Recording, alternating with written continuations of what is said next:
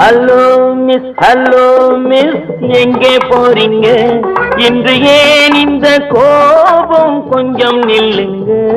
Hello miss எங்கே போறீங்க?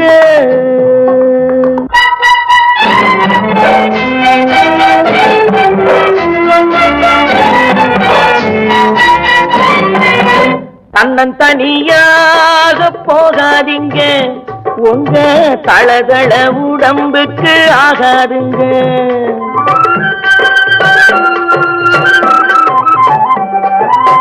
தன்னன் தனியாக போகாதீங்க, உங்க தளதள உடம்புக்கு ஆகாதுங்க. வழித்துணையாக வாரனுங்க, இந்த வாலிப மனசை மிஸ் பண்ணாதீங்க.